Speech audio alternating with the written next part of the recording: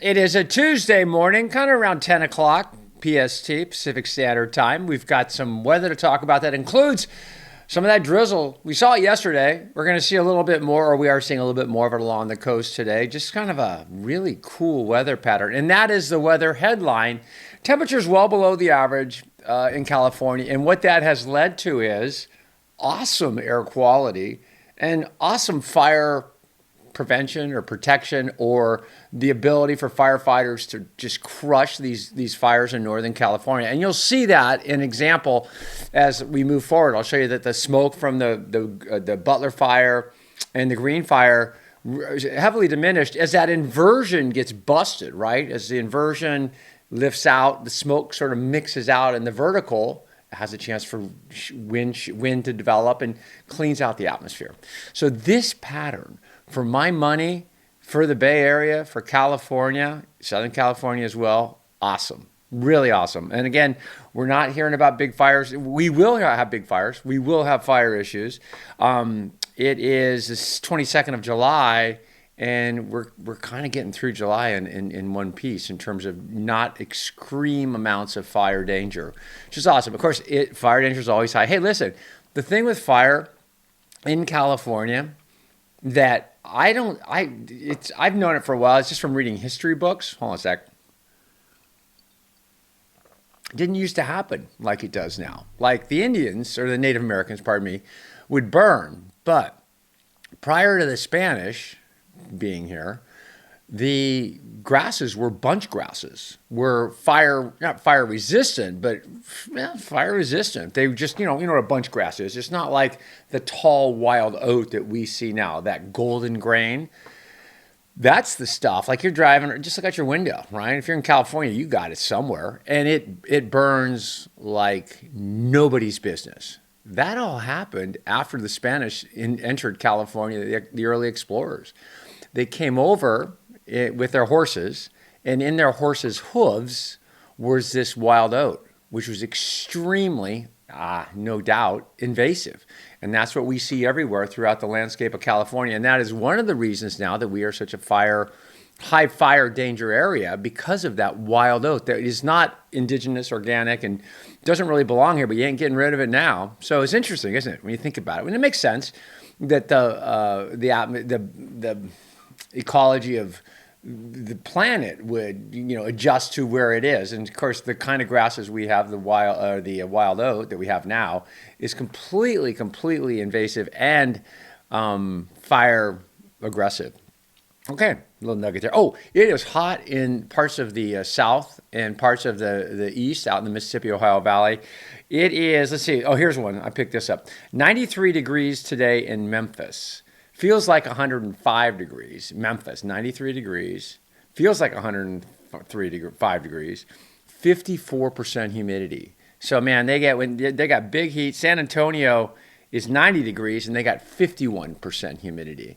So it's nasty. So this is so take heed, if you will. So here's that weather system moving through the state. This is the system that brought the drizzly conditions yesterday. It's kind of just lingering slowly over the state and moving on. You can see the marine layer, right? We know what that looks like because this doesn't contour to the land, to the topography. This stuff does. Like it's like a blanket, like cellophane, right? It just kind of clings to the hills and clings. That's a marine layer. And when you look at Marin County, we'll go here in a minute. Here's Mount Tam, right, the tip of that arrow. That marine layer has to get over 1,000, 1,200, 1,300 foot coastal range. So we know the inversion is 1,600, 1,800 feet. So what you can do is, I guess what I'm trying to say is, when you pull up a satellite, this is the most important image you're going to get all day from me. So bookmark it, have it, and just look at it when you're going. I want to go to the beach. Oh, it'd be awesome to go to Santa Cruz today. Looks like there's some clearing on the east side of town. You can do forecasting from this map, which is awesome. The analysis of the cloud cover. Here is the smoke. This is the Butler fire. And you can see the smoke. See how it's kind of blowing towards the east? That's actually just sinking down the drainage basins of the east, and a little bit to the west as well, down towards Whiskey Town. And that's the smoke from the Butler fire. The Green fire, not a lot of smoke from it. You see a little bit of smoke in the area, but most of that smoke now is diffused and lifted out. So, and then you see the fog down, my friends in Southern California, Laguna Beach and San Diego. We're going to go down to Cardiff today, or Seaside, and check it out down there in a little bit as well. So this map, visible satellite map in my links, awesome to have. Here we go to the north. This is Mount Shasta. I'm going to put a loop on it because it's sick. This is sunrise over Mount Shasta. You see I don't know what those orbs are. Smoke. First of all, you see that smoke from the James fire. See it kind of filling in. Interesting. That's smoke coming to the north, blowing up towards Oregon, and then the sun comes up. Moisture around the mountain condenses, and there you go. That's it. That's how it looks right now. So you got some moisture in the atmosphere. You got the smoke clearing out. Mount Shasta, everybody. This is Mount Tamalpais. This will be interesting. So this is Marin County now. We're going back, and I wanted to show you the deep marine layer. Ooh, so Mount Tam, I was actually at the top up with a friend of mine, Terry Gorman, yesterday. We rode bikes up to the top of Mount Tam. Marine layer was shallow. It was about 1,600 feet. But we're at the top here, over 2,500 feet, and the fog is up over it. So what did we learn? That deep marine layer equals much cooler weather inland, and we have had our share of deep marine layers. And you can, without looking at acoustic sounding, or a straight up regular morning sounding from SFO, you can see the depth of the inversion. At least we know it's approximately 2,500 feet, which is about as deep as you can get before you just become low clouds. And as a matter of fact, a lot of these low clouds ended up in Sacramento, up around Auburn, not quite to Auburn, but you can see them from Auburn, but like Roseville and those areas. Granite Bay, you got some low clouds in there as well. These are the highs forecast for today, or the highs from today. Mount Shasta, Redding, 88 degrees. Chico, 82 degrees. Right? Perfect day in Chico. 79 degrees in Sacramento. Oh, hey, and if you live in Chico, I have a question for you. If you do watch this. I grew up in Paradise, so I'm very familiar with the Chico area. But Bidwell Park, I saw they were cleaning out, was it 4 Mile, the swimming hole? And I'm just curious how that's going, or why they're doing that. Because I was looking at it the other day, and I was like, I mean, they literally drain. So it's in the old days. And I remember we used to go down there and swim, but they would drain the creek, or they would dam the creeks and then concrete and make kind of like a natural swimming hole. We had one in Paradise across from my house off Pearson Road, and they just closed it when I got there, and they just closed it because the polio outbreak. People in the 50s, people were really worried about, these swimming pools that weren't using chlorine, that were fresh water, and they believed that's how things were spread. But anyway, they're cleaning it out up there. I saw some stuff in the news, and I was just curious how that's going and what the plan is. Here are the highs things for today. And by the way, these are below average, and they stay below average all week. We're going to see it here on the 500 millibar vorticity model. Love this map. It's scary. Yeah, I love it. It would be my second most useful map besides the visible satellite. This is bookmark 2. It's College of DuPage. And the reason this is useful is once you get over the fear factor, it's like, when you used to look at topographic maps when you go hiking, and the first time you look at one, especially when you're like 9 or 10, it's like, nah, too much information. I can't. But once you look at a topographic map enough, which is what this is, you get, there's the mountain, there's the valley, there's the mountain, there's the valley. You're just looking for the big things. And we're just looking for the big things on the vorticity 500 millibar chart GFS model. And you can do this. You don't need me. It's linked. So here is the trough. Here's California. I'm going to put a loop around us. It's subtle. I'm going to just see this. I'm going to rock it. See that thing there? That's a trough. And the cooler air resides to the north of the trough. The warmer air resides to the south. It's relative. And you'll see that as it gets closer, temperatures continue to stay cool. It creates a robust onshore flow, introduces a cooler air mass, essentially. In the winter, this pattern would be wet, wet, wet, wet, wet, wet, wet. It really would be. And it would be pretty, snow levels would be not that high or not that low. But anyway, I digress. So there it is. There's the trough. So that's where we are today. So you know what it looks like outside today? That's what it correlates to on the 500 millibar vorticity. And then you see it in some iteration hangs out. See that spinner? See that little S shape? That's kind of a cutoff, barely a cutoff low, but that's going to keep the cool going. That's going to keep the lessened fire danger going, which is really my biggest favorite thing about all this. And then you see it right there it goes. Boom, boom, boom. A couple things are going to happen now. With trough here, ridge tries to build out. We're all the way to July 29th. So we're 7 days down the road, and this is next week. And by the way, this model has done well because this model picked up today's pattern last week. I remember it. Or just, it's pretty close. And then there's another trough that goes through. Geez, we're all the way to July 31st. Big trough over. I mean, dude, this is CAL FIRE dreamland right here. They're loving this. Now, what does happen, which is sort of interesting, it is actually, I'm going to go. So you see this big ridge of high pressure here? See it sort of bounce back. Big, powerful low. But what happens towards the end of the run here, August 6th, I know it's way out, but we haven't seen a ton of monsoonal moisture this year in thunderstorms. And this low, even though the high's building in, this low pumps, digs, the high builds. What it's doing is it's going to pull in this subtropical moisture off the Gulf of California. And that is somewhere around, so if you're asking where is the monsoonal, North American monsoon, here it is. And it starts to show up on August 6th, August 5th. So we can take a peek at that. We'll just look for where's the moisture. We know the dynamics are here. We got the engine. I hope that made sense. I mean, I keep looking at it. I look at it every day because then when you look at that model, is it super granular? No. But it gives you kind of an idea. You go, yeah, that trough's hanging around. This is what it looks like outside today. And that trough's right there. Next time I see the trough right there, I'm going to kind of anticipate, especially in July, this type of weather. And that's all. My whole job for 45 years has been pattern recognition. There's much, you can go much more granular, much deeper, or you can just go pattern recognition, right? You know what I'm talking about. And so you can start to make those connections yourself. Okay, this is precipitable water, and here we are. Let's circle around us, and the purple. You're looking for purples. Purple's coming in. So a little bit there. A little bit off the coast, but that's kind of what we've been seeing in California. And you see the Gulf of California, moisture kind of being shunted. You see, look at that here, right? That's why it's always humid out there, right? A lot of precipitable water. This is their wet time of year, by the way, right? This is when they get their rain.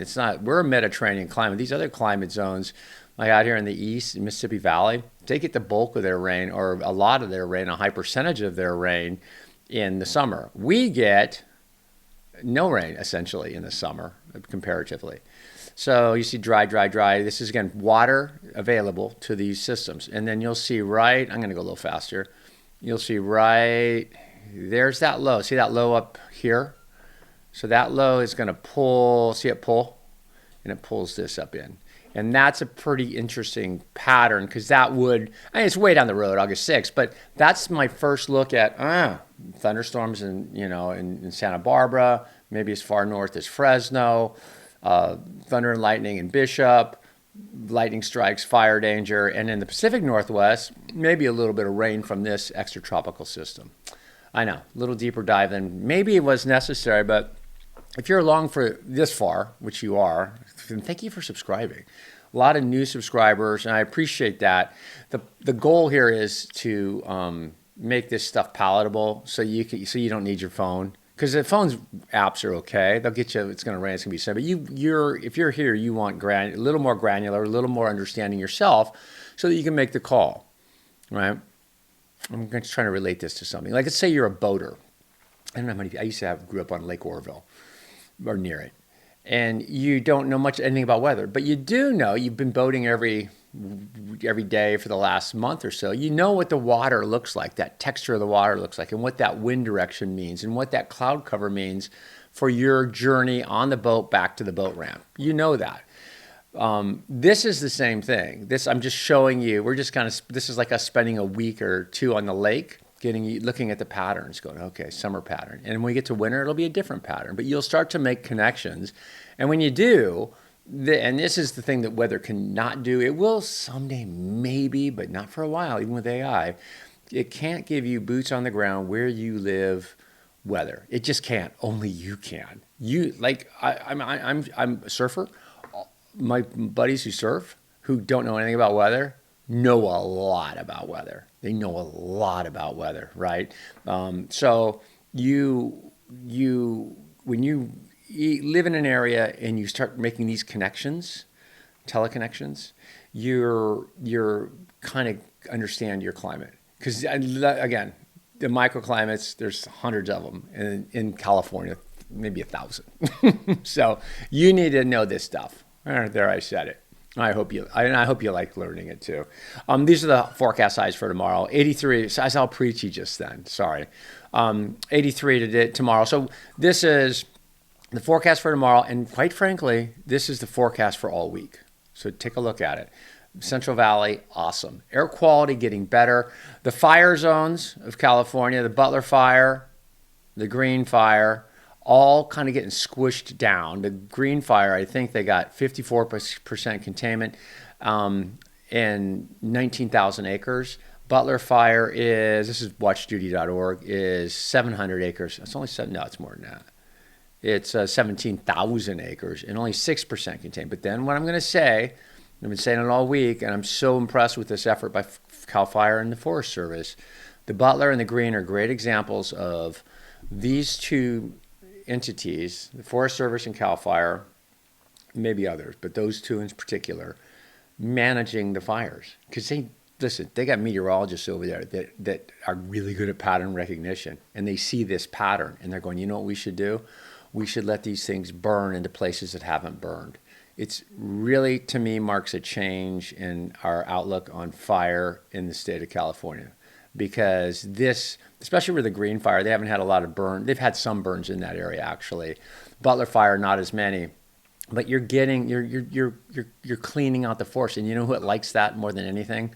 The forest will become more healthy. You've seen how forests look after a good burn. So you may disagree with that, but I really appreciate, because it is the smoke's an inconvenience, the concern that maybe it could blow up again, but the way they manage fires now it's stunning. It's stunning. I can remember, hold on. I can remember back in the 90s, 80s and 90s, and a fire would start. And I can remember being on TV, and we'd have our chopper up. We used to have a helicopter. And we're looking at the fire, and we're like, well, where's the fixed wing aircraft? Where's the water dumps? They wouldn't come sometimes for 2 days, especially at the height of fire season, because there was resource issues. They come in 10 minutes now. I mean, a little brush fire in Vacaville will garner immediate attention. So it's really encouraging. Okay, so where are we right now? We are looking towards we're looking to the north. Okay, we're looking towards the Green fire. And look how little smoke there is. Right? You see a little smoke laying down in the canyons, right? Good. This weather pattern is awesome. See the smoke lifting out as the morning goes on, kind of lifting up out of the valleys there. But remember what this looked like a couple of days ago. This is how it looks we're looking down towards I got to shift it around here. Didn't want that. Okay, let's do this. See if we can pick up some smoke here. This is looking towards the north and the east. Not a lot of smoke there. This is off towards, kind of looking towards Fall River. Here is the air quality. PurpleAir, good marked on, it's bookmarked on, you can just PurpleAir.com. And this is just tons of sensors everywhere. All the sensors are not completely perfect, but they're pretty close. And the amount of data is incredible. So if we look at all the smoke nationwide, it'll take a second to populate. But I like to check this map because air quality, especially as you get older, but I think in the coming years, they're going to start to connect air quality more closely to health, right? Certain diseases, certain lung issues, right? They already have, but I think there's even more than we've gotten to. So you can see, okay, this is Canadian smoke up here, up around Montana. You've got, this looks like a little bit of Canadian smoke here, and maybe the yellows represent maybe some commute. Southern California, pretty good shape. This is just a typical morning. You got a lot of freeways down there. And then here's the Butler fire. The James fire not showing much in terms of, actually James fire is shown green. But you do still have bad air quality up around the Butler fire. Not a lot of folks in that zone, which is nice. These fires, this is the Canadian smoke. And you can see the fires up here on the Canadian plate. I mean, that's a lot. They've been burning. They've been raging 2 months, something like that. And occasionally they get caught in a flow, which brings them south. They did that earlier this year down into Minnesota, Milwaukee, and Chicago. And so that's the free smoke. And you see in Northern California, not bad. So, okay, through line in all this weather pattern has been awesome for California. It just has been. And I hope it didn't ruin your summer plans or you got fogged on or something. But in terms of, my sphincter being tight during July and August, right now it's relaxed. Because you get worried. I mean, I get worried. I see a weather pattern coming where there's wind, and then I see dry, and then pattern recognition, you see it, and you go, oh, geez, here we go. Fuel moistures are single digits, whatever. And it's inevitable. But this pattern, there's fire starts. It's hard to start them, and it's easy to put them out. So that's why you don't hear about it. Okay, so we got the heat we talked about earlier. That San Antonio, Memphis again, or Dallas, 88 degrees, 60% humidity. These are heat advisories. This is a extreme heat warning, which is very dangerous. This is extreme heat watch. This area, all this area, that's how many million people under a heat advisory, heat warnings. Heat's the thing that takes you out. Heat's the thing that causes the most people the most issues. You don't think about it. You're young and vital. But if you really think about it, when it's 90 degrees and 60% humidity, and you're 25 years old and you're just a big stud, I don't know, Michael Jordan, it bugs you. It bugs you. It makes you, and so and when I say it bugs you, it kind of shuts your system down. And so we all take it for granted, but heat's the thing that if you have compromised respiratory or compromised immune system, it triggers a lot. And in terms of fatalities, weather fatalities, it ain't hurricanes and it ain't tornadoes, it's heat. So when I get millions of people under a heat dome like this for a couple of days, fortunately it's not smoky and the air quality looks okay, I worry, especially you got unhoused. And then you get into the whole thing with pets, right? My dad's grew up with a veterinarian, and there's nothing worse than the heat on pets, especially when the owner doesn't have a clue, right? And you've seen it. You just put them in the cars. Don't go running with your dog in the afternoon. I mean, it's weird how people are getting better than they used to be. But the pets and little kids and old people don't really have much of a say sometimes. So we have to keep an eye on them. These are the forecast highs for today. And you're like, well, yeah, 98's not bad. Well, yeah, it's 98 in Dallas with 65% humidity, 97 in Oklahoma City. Oh, my goodness, that's hot. And then you see the cool. Okay, so we can do this. Cooler, the jet stream, remember? And then warmer. You can almost see the outline. That's the jet stream I just drew. Trough, cooler, up above the line. And then below the line, it's warmer. The heat's all down here. The cool's all up here. Trough, rich. So the jet stream is traceable by looking at the surface forecast highs. Yeah, isn't that awesome? Yeah, that's not hard to do. You can do that easy. And you can just look at the colors and see trough, ridge.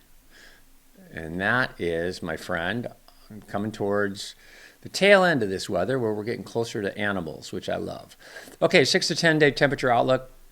We did this with the vorticity map. Remember we said, okay, it's going to be cooler than normal. Well, this is saying 6 to 10 day forecast through July 31st is going to be below average temperatures for the West Coast. And we saw that trough, right? So, okay. And as long as you see that, you go, fire danger, good. And then again, you can see the jet stream, right? Trough, ridge. And then the above average, these guys are under the gun, most of the country under the gun for a while, for at least the next week or so. And then precipitation, pretty sparse, no monsoonal moisture, right? We talk about that towards the end of the run, towards August 6th. I think we'll see a return of some of that monsoonal moisture and the potential for thunderstorms up South Lake Tahoe. This is a spot in Santa Cruz called Mitchell's Cove. All this stuff down here, if you can see it, is, yeah, it's a live camera. It just looks like it's not. This is, they're redoing, that's where West Cliff, where the road fell in. So they're fixing that. But this wave, there's no swell. Swell's teeny right now, 1 to 3 feet. Stays 1 to 3, 2 to 3 over the next few days in Northern California. But this wave, when it's good, because Steamer's Lane, the lighthouse is over here, But this reef extends all the way out. And I've only seen it like this a few times, but when it gets big, like over 10, 15 foot, and the swell direction's right, dudes are lined up, I don't know, looks like about a half mile out to sea, and the thing breaks all the way through to the inside. I saw it break one time. Vince Collier, who's not with us anymore, and some of the old timers, Kevin Reed and those guys in Santa Cruz. I saw him surfing it one time, and I was like, oh my God, it's the best wave I've ever seen. And I'm sure if you're a surfer, you've seen it break. I don't live down there. My dad does, my sister does, but I don't. But I've only seen it break like that a few times. This is Seaside. I wanted to play for you so you can see the lively scene that we have. There's people. Seaside, San Diego, and it's not going to play either, but you get the idea, kind of day we got. Got parked a little closer, didn't he? That's interesting. I don't know how happy I'm like, dude. I mean, I bet it's his car. He probably towed it, huh? Okay. All right. So that's Seaside. Temperatures down there in San Diego today, 70 degrees. This is Bliss State Park. This is Lake Tahoe. Hope you enjoyed the first part. We did weather pretty quickly. Well, not quickly, but we moved through it because I wanted to get your weather. But then I like doing the nature snacks, we call them. This is a nature snack. This is South Lake Tahoe. And this is right now, or over the last 3 hours. And you can see the clouds. Those are those clouds we looked at on the satellite map. Those are these clouds right there. See if I can get back to where we were. Got a little jiggy with that. There we go. Those are those clouds. Isn't it beautiful? Lake Tahoe is stunning. And then these are the salmon runs. The salmon it's hard to watch sometimes because you can see them starting to get exhausted. See them in here. They're moving up. This is Brooks Falls.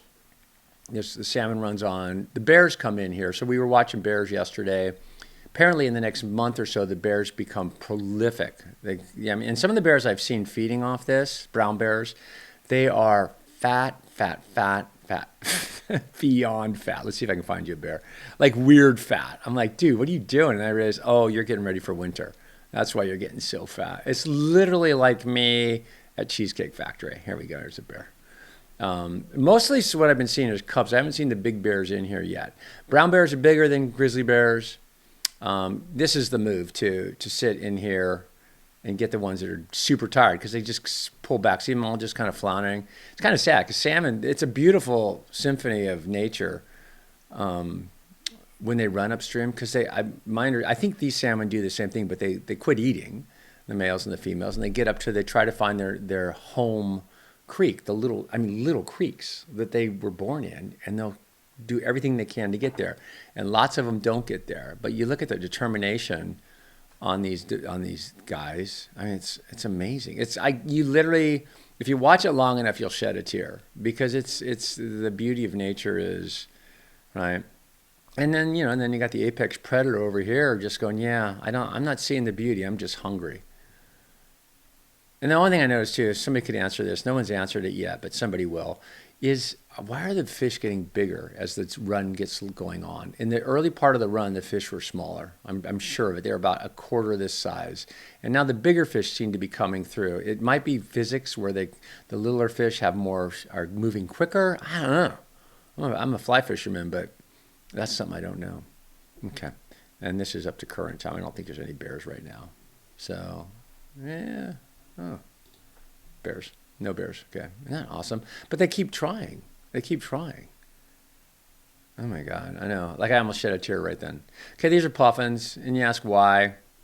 Because we have them in California and they look like little penguins. And if they don't, literally, if you're just listening to me right now, turn around, look at your monitor or your TV and go, look at these guys.